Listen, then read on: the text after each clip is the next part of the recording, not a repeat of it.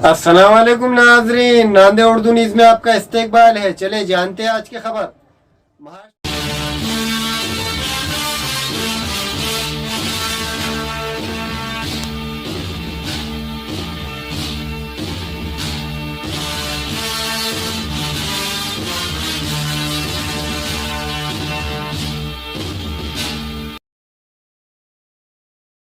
टीपू सुल्तान सेना के महाराष्ट्र सदर हैदर पटेल ने भोकर में प्रेस कॉन्फ्रेंस से खिताब करते हुए कहा कि टीपू सुल्तान सेना भोकर बल्दिया के आने वाले इंतखाबात में हिस्सा लेंगी।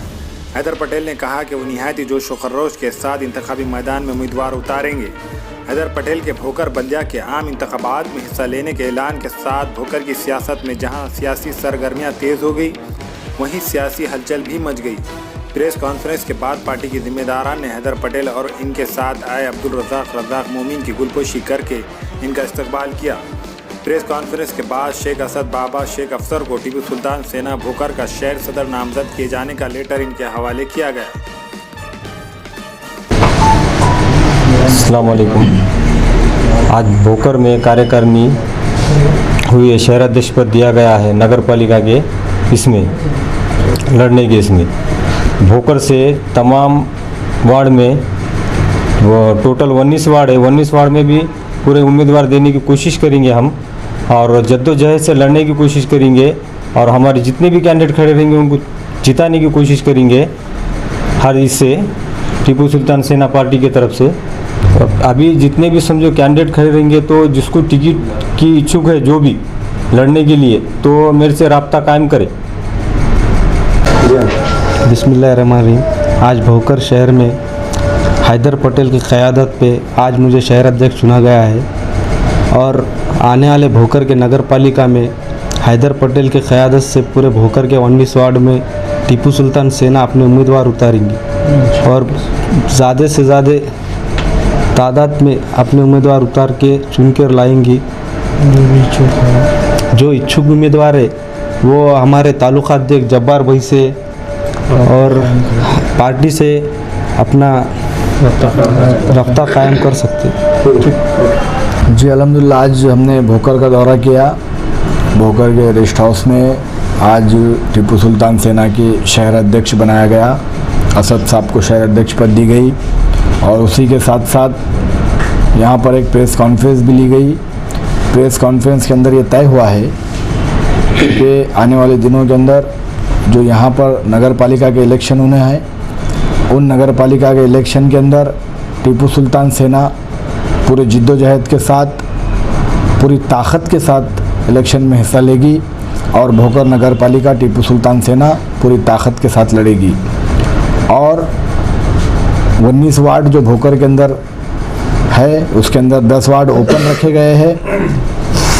अगर हमको 19 उम्मीदवार मिलते हैं तो हम 19 उम्मीदवार पूरे लड़ाएंगे, और जितने उम्मीदवार हमको मिलेंगे 10 मिलो, 8 मिलो, 15 मिलो या 19 मिलो, हम यहाँ पर इलेक्शन लड़ेंगे और हमारे उम्मीदवार खड़े करेंगे। और हम ये भी चाहते हैं कि बहुत सारी पार्टियों का ये कहना है कि वोटों का बंटवारा हो जाएगा, टीपू सुल्तान सेना लड़ेगी तो हमको नुकसान हो जाएगा। तो मैं उन पार्टीज़ वालों से कहना चाहूँगा कि भाई, अगर आपको नुकसान होने का डर लग रहा है, वोटों का बंटवारा होने का डर लग रहा है, तो हम तो खुले दिल से कह रहे हैं कि टीपू सुल्तान सेना अलायंस के अंदर भी इलेक्शन लड़ सकती है।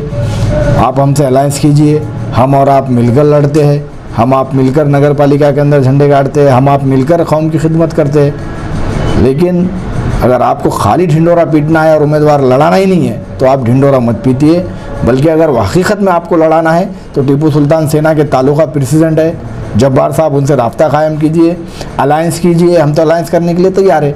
हम कोई भी पार्टी से अलायंस कर सकते हैं, सिर्फ एक वाहिद बीजेपी को छोड़कर हम कोई भी पार्टी के साथ अलायंस करने के लिए तैयार है। हम सिर्फ बीजेपी से अलायंस नहीं करेंगे, बल्कि बाकी जो पार्टियां हैं सबसे हम अलायंस कर सकते हैं। आपका मुकाबला बीजेपी से रहेगा? बीजेपी तो अभी फ़िलहाल इंशाल्लाह मुकाबले के काम की नहीं है, क्योंकि अवाम ने उसको धिक्कार दिया है। तो हमारा जो मुकाबला रहेगा वो ओरिजिनल में यहाँ से कांग्रेस के साथ रहेगा इंशाल्लाह ताला।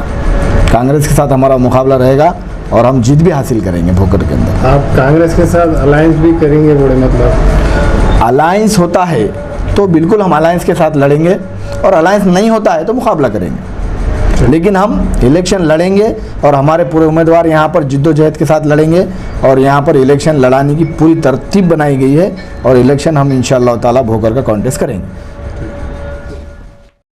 Nanded Urdu news YouTube channel को सब्सक्राइब जरूर करें और बेल आइकन को क्लिक करें। बेल आइकन को क्लिक करने से होगा ये कि आपको लेटेस्ट न्यूज़ अपडेट की नोटिफिकेशन मिलती रहती है।